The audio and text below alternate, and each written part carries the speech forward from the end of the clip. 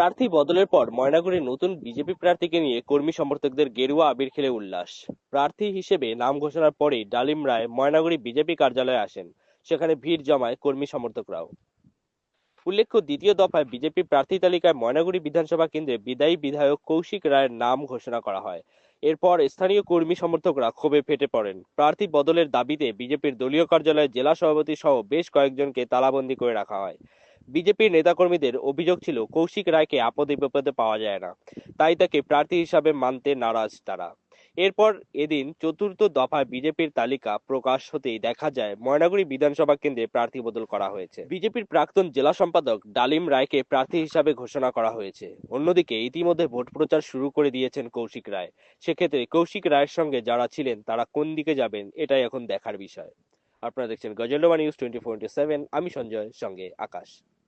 ময়নাগুড়ি বিধানসভার সব কর্মী নেতৃত্ব সবার একটা আশা ছিল, আজকে আশাটা পূরণ হয়েছে, তাই এরা উল্লাস করছে।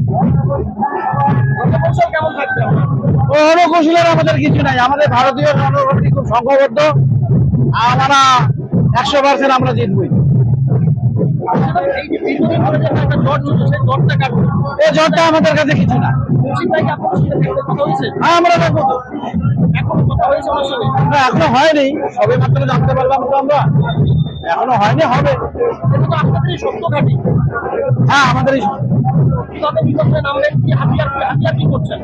হাতিয়ার প্রথম হচ্ছে হিন্দুত্ব।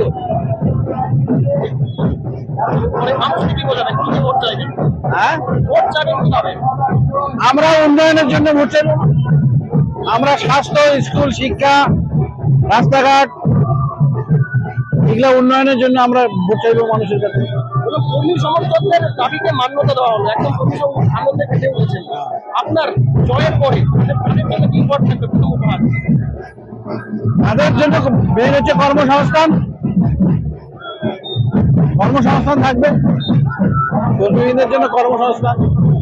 ফলাফল কি হতে পারে? ফলাফল 100% আমরা জিতবো, আমরা রাজ্যে আসবো, আমরা সরকার করবো।